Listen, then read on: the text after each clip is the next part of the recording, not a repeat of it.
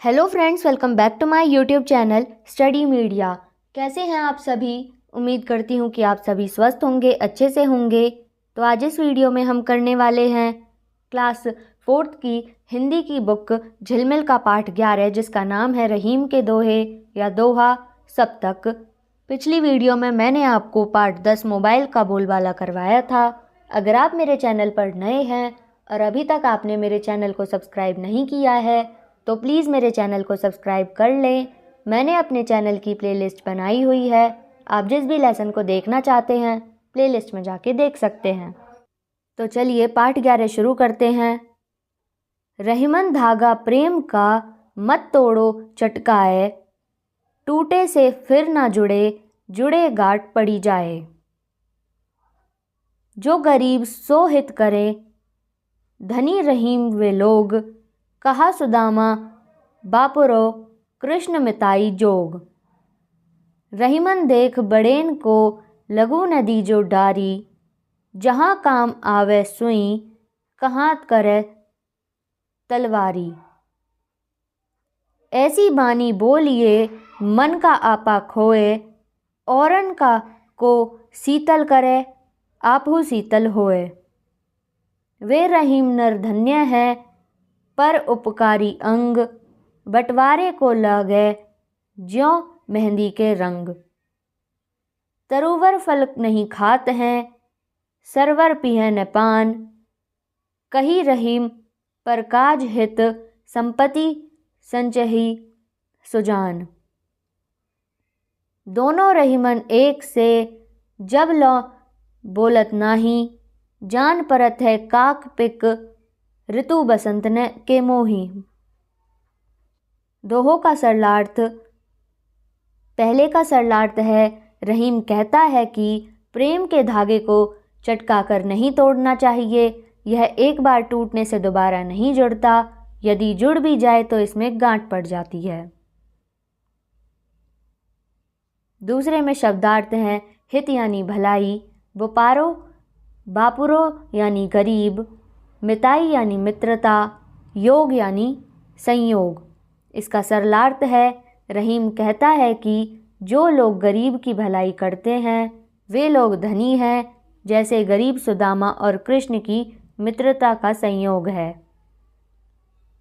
तीसरा श्लोक, इसमें शब्दार्थ हैं, बड़ेन यानी बड़ा या अमीर, लघु यानी छोटा या गरीब, डारी यानी छोड़ना या त्यागना। इसका सरलार्थ है, रहीम कहता है कि बड़े को देखकर छोटों का त्याग नहीं करना चाहिए, क्योंकि जहाँ सुई काम आती है वहाँ तलवार कुछ नहीं कर सकती।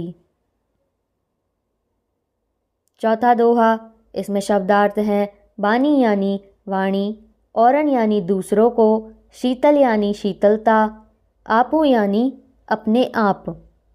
इसका सरलार्थ है, रहीम कहता है कि मनुष्य को ऐसी मीठी वाणी बोलनी चाहिए जो मन को अच्छी लगती हो। ऐसी मीठी वाणी दूसरों को तो शीतल करती ही है, इससे अपना मन भी शीतल हो जाता है। पांचवा दोहा, इसका सरलार्थ है, रहीम कहता है कि वे लोग धन्य हैं जो दूसरों की भलाई करने वाले के साथ रहते हैं। उन्हें उसी तरह लाभ मिलता है जैसे बांटने वाले को मेहंदी का रंग लग जाता है।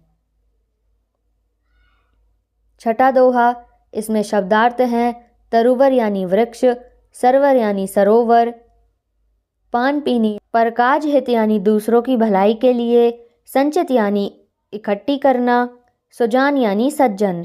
इसका सरलार्थ है, रहीम कवि कहते हैं कि वृक्ष कभी अपना फल नहीं खाता, तालाब कभी अपना पानी नहीं पीता, ठीक वैसे ही सज्जन दूसरों की भलाई के लिए संपत्ति को इकट्ठी करते हैं। सातवां दोहा, इसका शब्दार्थ है, काक यानी कौआ, पिक यानी कोयल। इसका सरलार्थ है, रहीम जी कहते हैं कि कौआ और कोयल जब तक नहीं बोलते तब तक एक जैसे दिखते हैं, परंतु वसंत ऋतु में जब दोनों बोलते हैं तब पता चलता है कि कौआ कौन है और कोयल कौन है। अब इसका अभ्यास देखते हैं। शब्दार्थ, हित यानी भलाई, मिताई यानी मित्रता या दोस्ती, डारी डाल देना, शीतल यानी ठंडा, उपकारी उपकार करने वाला, तरुवर पेड़, पियहीं पीते हैं, परकाज दूसरों के काम, संपत्ति धन दौलत, सुजान सज्जन, पिक कोयल, बंटवारे बांटने वाले, सरोवर यानी तालाब। कविता से पहला प्रश्न, हमें कैसी वाणी बोलनी चाहिए? इसका उत्तर है हमें मीठी वाणी बोलनी चाहिए जो दूसरों के मन को भी अच्छी लगती हो, अपने मन को भी शीतल करती हो। दूसरा, वृक्ष और सरोवर से हमें क्या शिक्षा मिलती है?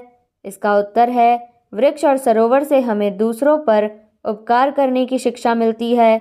हमें बिना किसी स्वार्थ के दूसरों की सहायता करनी चाहिए। तीसरा, दोहे में कृष्ण और सुदामा की मित्रता का उदाहरण क्यों दिया गया है? इसका उत्तर है मित्रता में कोई अमीर गरीब नहीं होता, इसलिए कृष्ण और सुदामा की मित्रता का उदाहरण दिया गया है।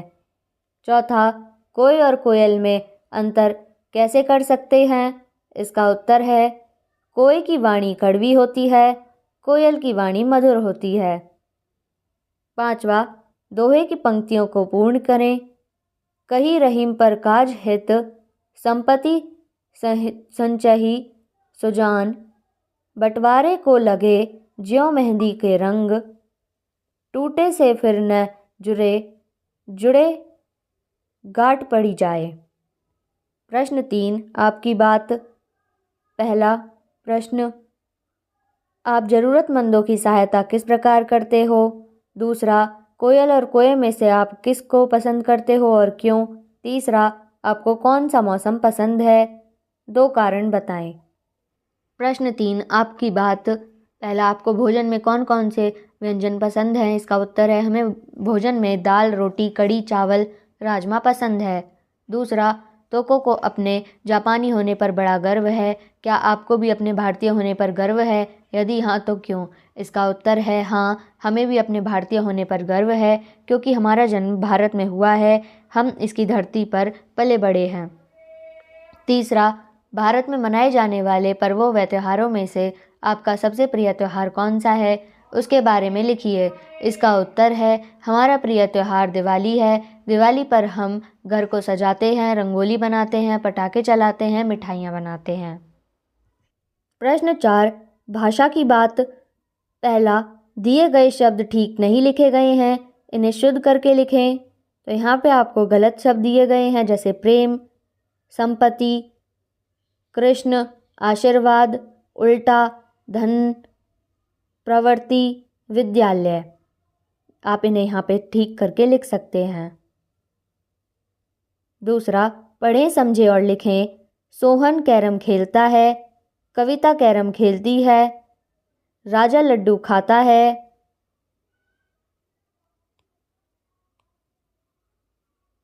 प्रश्न 3 का पहले का उत्तर है हम ज़रूरतमंदों को कपड़े, भोजन आदि देकर उनकी सहायता करते हैं। दूसरे का उत्तर है हम कोयल को पसंद करते हैं क्योंकि इसकी वाणी मधुर होती है। तीसरे का उत्तर है आपको कौन सा मौसम पसंद है? हमें वसंत ऋतु पसंद है, इसके कारण हैं इसमें फूल खिल जाते हैं, चारों तरफ सुंदरता और खुशबू होती है।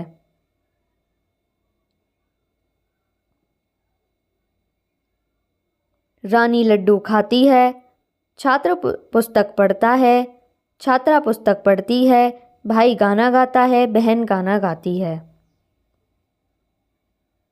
दूसरा, नीचे ऐसे शब्दों के जोड़े दिए गए हैं जिनके उच्चारण में कुछ अंतर है, उनके अर्थ भी अलग हैं। इनका सही उच्चारण करें और वाक्य बनाएं। बेरी, चिड़िया बेरी की झाड़ पर बैठी है। बैरी, कमल का कोई बैरी नहीं है। बेल, इस बेल पर बहुत सारे अंगूर हैं। बैल, किसान के पास 2 बैल हैं। मेला, गांव में हर वर्ष मेला लगता है। मैला, उसका थैला मैला है। शेर, इस बिस्तर में 2 शेर वजन हैं। सैर, कुणाल सुबह सैर करता है। मेल, 2 और 2 का मेल 4 होता है। मैल, हर्ष के मन में मैल नहीं है। में, वह चौथी कक्षा में नहीं पढ़ता है। मैं चौथी कक्षा में पढ़ता हूँ। चौथा, रहीमन देख बड़ेन को लघु नदी जो डारी, जहाँ काम आवे सुई, कहा करे तलवारी। उपयुक्त दोहे को ध्यानपूर्वक पढ़ें व समझें। इसमें अल्प विराम चिन्ह व पूर्ण विराम चिन्हों का प्रयोग हुआ है। निम्नलिखित दोहों में विराम चिन्ह लगाएं। तो यहाँ पे आपको 2 दोहे लिखे गए हैं।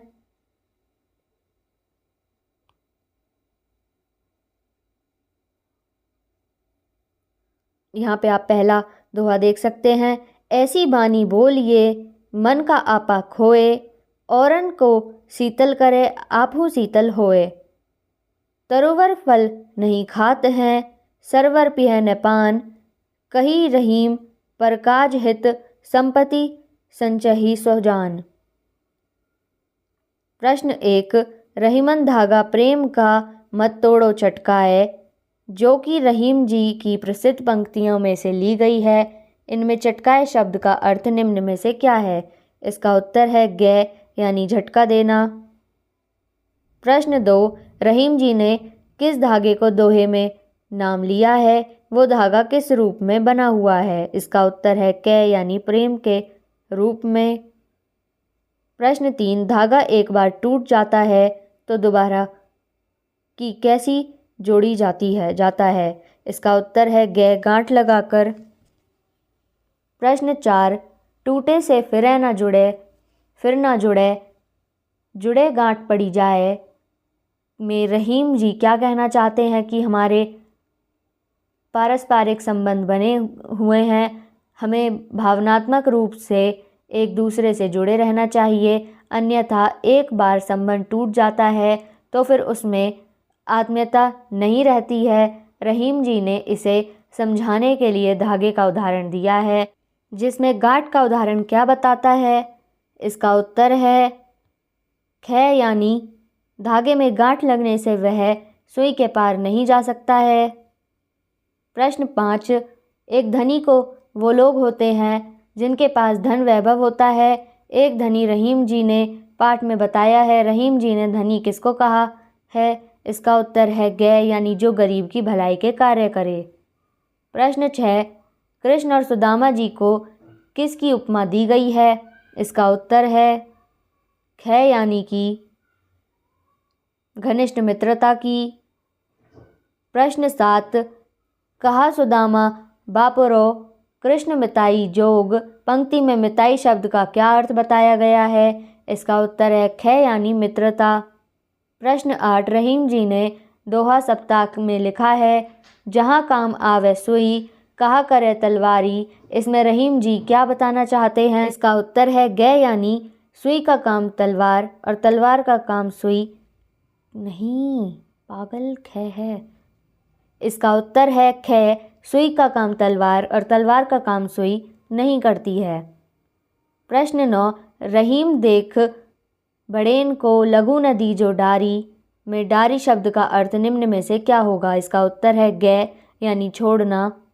प्रश्न 10, रहीम जी अपने इस दोहे में रहीमन देख बड़ेन को लघु नदी जो डारी, जहाँ काम आवे सुई, कहा करे तलवारी।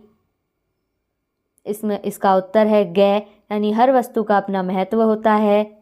प्रश्न 11, जिस प्रकार तलवार का कार्य सिर्फ काटना है अर्थात युद्ध में काम आती है, दोहे के अनुसार सुई का क्या कार्य होता है? इसका उत्तर है कै, कपड़ों को जोड़ने में। प्रश्न 12, कोयल की आवाज़ सभी को अच्छी लगती है, ऐसा और कौन है जिसकी आवाज़ कानों में रस घोलती है? इसका उत्तर है कै, पपीहा। प्रश्न 13, रहीम जी ने अपने दोहे में वे रहीम नर धन्य हैं पर उपकारी अंग में नर का अर्थ मनुष्य से है, परंतु रहीम जी ने किन मनुष्य को धन्य कहा है? इसका उत्तर है खे यानी कि जो दूसरों की भलाई करते हैं। प्रश्न 15, रहीम जी द्वारा रचित दोहा सप्ताह नामक पाठ में सरवर का क्या अर्थ है? सरोवर। इसी प्रकार तरुवर का अर्थ है पेड़। निम्न में से तरुवर का और नाम नहीं है, उसे छांटो। इसका उत्तर है घ यानी तरुण। प्रश्न 16 रहीम जी के अनुसार ज्ञान परत है काक पिक ऋतु वसंत के माही। इन पंक्तियों में से पता चलता है कि काक अर्थात कौआ और पिक अर्थात कोयल को बसंत की ऋतु में आसानी से पहचाना जा सकता है। उन्हें निम्न में से किस आधार पर वसंत ऋतु में पहचाना जा सकता है? इसका उत्तर है ग यानी कि बसंत की बेला में खुशी से चहकने पर आवाज़ के कारण। तो यहाँ पे ये वीडियो ख़त्म होती है। आपने कितना सीखा? प्रश्न 1 सही शब्द दिए गए बॉक्स में लिखें। इसमें आएगा पहले वाला देशभक्त, दूसरे में आएगा दूसरे वाला बुझक्कड़, तीसरे में आएगा दूसरे वाला चिट्ठी, चौथे में आएगा पहले वाला बसंत। प्रश्न 2 पंक्तियाँ पूरी करें। भगत सिंह सुखदेव दहकते अंगारों से खेलते। दूसरा, ये पटेल जिनकी गर्मी से पिघल रहा फौलाद है। प्रश्न 3 इनका पूरा नाम लिखें। पटेल यानी कि सरदार वल्लभ भाई पटेल, तिलक बाल गंगाधर तिलक। प्रश्न 4 दिए गए युग्म शब्दों से वाक्य बनाकर लिखें। कभी कभी घूमने जाता हूँ। चलते चलते वह चलते चलते रुक गया। प्रश्न 5 वान और दार प्रत्यय से दो दो शब्द बनाएं। धन प्लस वान धनवान, बल प्लस वान बलवान। समझ प्लस दार समझदार, ईमान प्लस दार ईमानदार। प्रश्न 6 दिए गए शब्दों से वाक्य बनाएं। मेल सूरज और चांद का मेल नहीं हो सकता। मैल उसके हाथों पर मैल नहीं है। बेल इस बेल पर बहुत सारे फूल हैं। बैल किसान के पास 4 बैल हैं। प्रश्न 7 निम्नलिखित दोहे का सरलार्थ लिखें। वे रहीम नरधन्य हैं पर उपकारी अंग, बाटन वारे को लगे जो मेहंदी के रंग। रहीम कहते हैं कि वे लोग धन्य हैं जो भलाई करने वाले के साथ रहते हैं। उन्हें उसी तरह लाभ मिलता है जैसे बांटने वाले को मेहंदी का रंग लग जाता है। प्रश्न 8 निम्नलिखित प्रश्नों के उत्तर लिखें। किन्हीं 4 देशभक्तों के नाम लिखें। इसका उत्तर है सुभाष चंद्र बोस, भगत सिंह, चंद्रशेखर आज़ाद, राजगुरु। धनीराम पैदल क्यों चलने लगा? इसका उत्तर है धनीराम ने अपने घोड़े पर गेहूं का बोरा लाद दिया था, इसलिए वह पैदल चलने लगा। मोबाइल के कोई 2 उपयोग लिखें। पहला, मोबाइल से संदेश भेज सकते हैं। दूसरा, इंटरनेट पर कुछ भी देख सकते हैं। कोय और कोयल में क्या अंतर है? इसका उत्तर है कोय की वाणी कड़वी और कोयल की वाणी मधुर होती है। अगली वीडियो में मैं आपको तोकों का देश करवाऊंगी। ये वीडियो आपको कैसी लगी मुझे कमेंट करके ज़रूर बताएं।